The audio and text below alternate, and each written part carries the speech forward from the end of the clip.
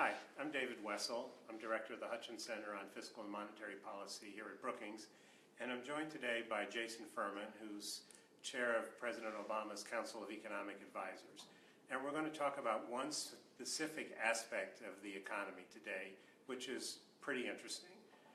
Basically, the job market has improved enormously over the last several years. The unemployment rate, which touched 10% during the worst of the Great Recession, is now below 5%. But the recovery has been incomplete, and we are learning that there are a lot of chronic problems in the economy that are now getting attention because some of the shorter-term problems have been solved. And one of the most striking to me is that the fraction of men between the age of 25 and 54, prime age men, men who are mostly too old to be in school and mostly too young to be retired by our conventional standards, are not working or looking for work. And this decline in what's called the labor market participation rate of prime age men is something that Jason and his colleagues at the CEA have been focused on. They wrote a report about it that came out in June, and we're going to talk a little bit about what's happening, why it's happening, and what might be done about it. So, Jason, maybe I can just start with the facts. If you look over the last several decades, what has happened to the fraction of prime age men who are working or looking for work? The fraction of prime age men who are working or looking for work has fallen continuously since the 1950s. In the early 1950s, 98% of men in that age bracket had a job. Most of them had a job, or the ones that didn't were actively looking for one. Today, that fraction has fallen down to 88%, and that process pretty much took place over about a half century. So if you look at all the men between these eight in this prime age group, 12% of them aren't even looking for work. That's right. Wow. They have given up looking for work, and for most of them, when we look at them, they didn't have a job the year before and weren't looking for work the year before either. This isn't just I'll take a month off from searching for a job. This seems to be, for the bulk of these men, a real long-run state for them. So people always wonder when I talk about prime age men, well, what about the women? So let's just talk about women. What's happened to women's labor force participation? With women, up until the year 2000, you saw women's labor force participation rising. And that's as a process that started at the end of World War II of women entering the workforce and continued up through 2000. Since 2000, that process seems to have played itself out, at least in the US data, and women since the year 2000 look a lot like men with the same downward trajectory for their labor force participation rate. Okay, so when you look at the men, so 12%, that's something like 1 in 9 men aren't working or looking for work. What do we know about these guys? We know that they're disproportionately without a high school education. They're disproportionately poor. We know a little bit about how they spend their time. They're not spending any more time on childcare. They're not spending any more time on chores. They are spending a lot more time watching television than the men who are in the workforce. So is that the silver lining or the dark lining? I think I grew up thinking that was the dark lining. I see, okay.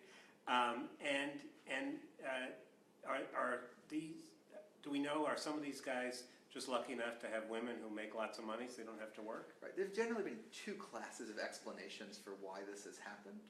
One class I'd call the supply side, and that is these men don't want to work. And there's a bunch of reasons they may not want to work. One is they could be married to a woman that is working. And with so many more women working today than 50 years ago, you'd think that might be the case. It turns out this group of men isn't married to the working women. A lot of them aren't married at all, right? A lot of them aren't married at all.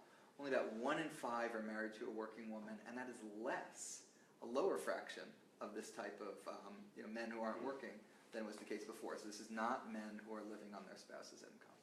Are they on Social Security disability? Right, so that's another supply side explanation, is there are more people on disability insurance today than before.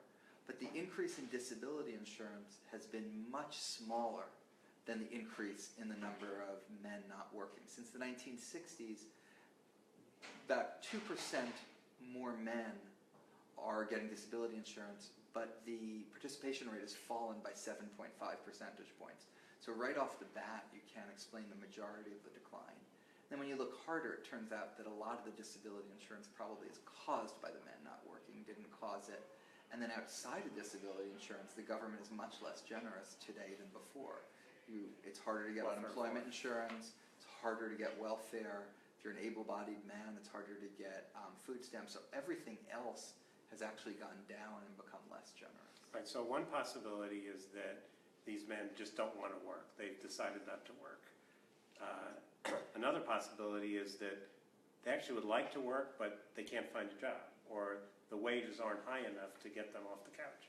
Right, and that's what I would call a demand-side explanation. The amount that employers want to hire them for some reason has gone down.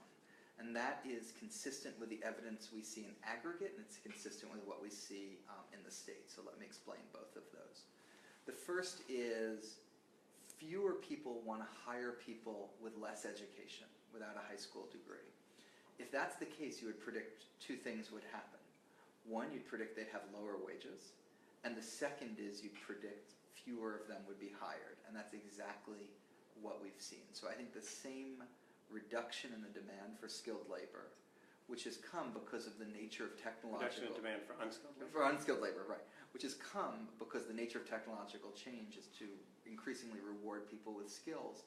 I think that's manifested itself both in greater inequality, but also in this perhaps even worse thing of men not working.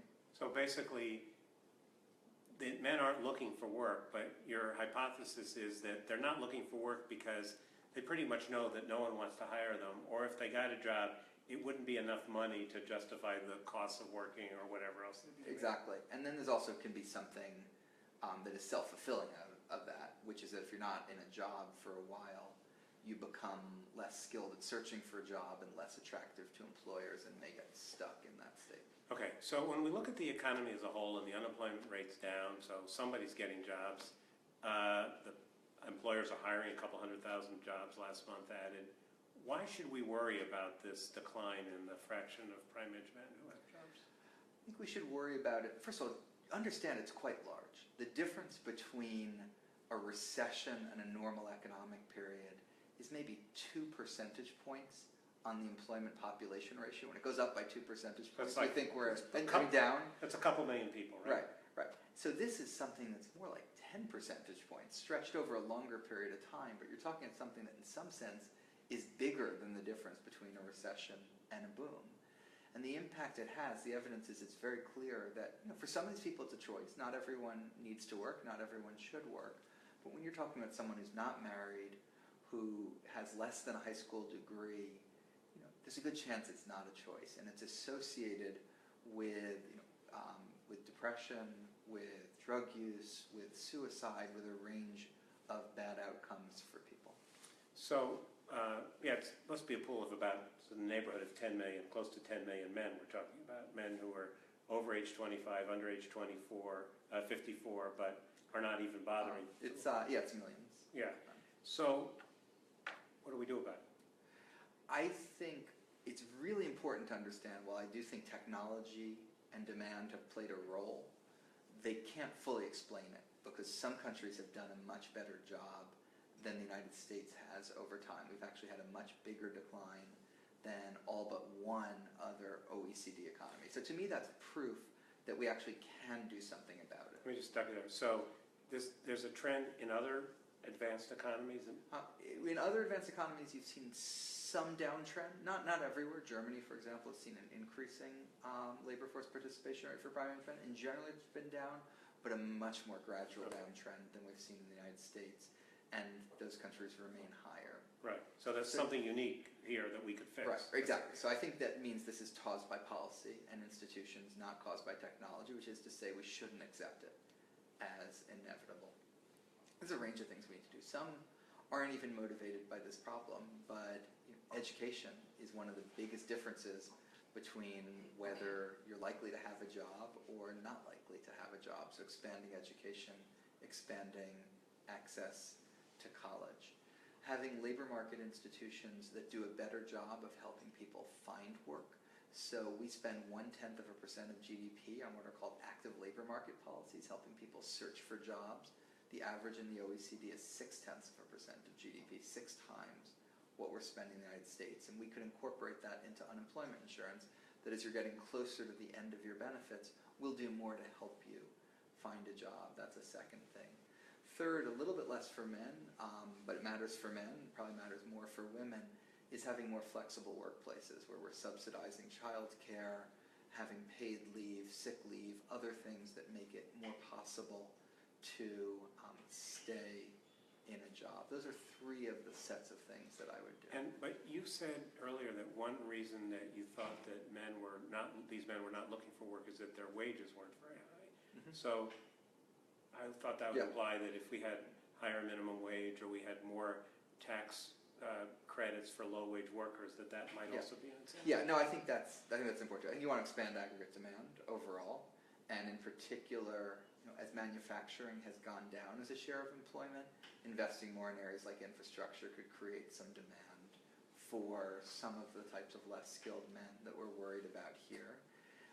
Expanding incentives to work. The earned income tax credit is a really effective, proven incentive. Right now, we're very generous with families with children, which is appropriate, but we don't do very much for people without children. That's something that in the past Speaker Ryan had proposed and President Obama has proposed. This is the tax credit that gives you like a cash bonus on top of your wages that makes it, you get more for working, but your employer right. doesn't have For people to pay. who don't have children, you get an extra 15 cents for every dollar you earn, but it's very limited, the set of people and incomes for which you get that.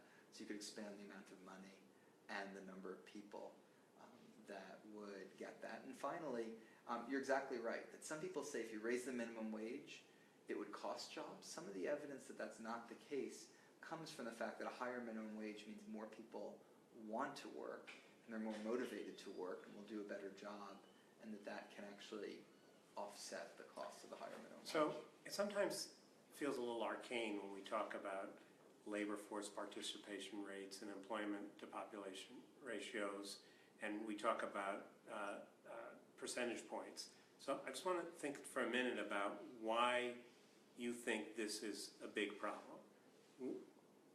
We know that some of these guys probably aren't looking very much for work.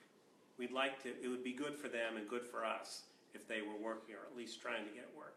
But when you look at all the economic problems on the plate of the next president, why would you put this as one of the big ones? I think that matters in two senses. It matters for the people that are affected because we'd like to see faster income growth. That's really important. There's something in some ways even worse about the lack of dignity and participation in our society and economy that comes from not working. Again, it's a great choice for many people to make, and many people make that choice, and there's all sorts of good reasons not to work, but we're talking about something that goes well beyond that. So I think there's something specifically bad for this set of people. And then second, there's a broader macroeconomic point that one of the biggest challenges we're facing to our growth rate right now is that our workforce is growing more slowly than in the past. Part of that is just that people are getting older and beginning to retire. That's terrific. It's a great thing to be able to do. We're a rich country. We can afford to support people in retirement. But it'd be great to make up for that with other ways to grow the labor force. And one of those is to take people that are here in the United States that probably would be a lot happier working and enable them to have a path to get a job that would grow the workforce, increase our growth rate, and help with all sorts of things like our fiscal sustainability. Great. I think we're going to leave it there. This is a subject that I wrote about when I worked at the Wall Street Journal, and I've talked about on NPR. And one of the things that distinguishes this from a lot of other economic stories I've written is it inevitably, I hear from people in this age bracket, men who wish they had a job or who have had a hard time finding work or who have seen the economy change in ways that they can't adjust with. So two things. One is this is a topic that I know Jason's going to continue to focus on, and so are we here at Brookings. But secondly, if you're one of these guys or know someone and you want to share your story, let us know on Facebook or send me an email because we'd like to hear them. And Jason, thanks very much for your time today. Thanks, Howard.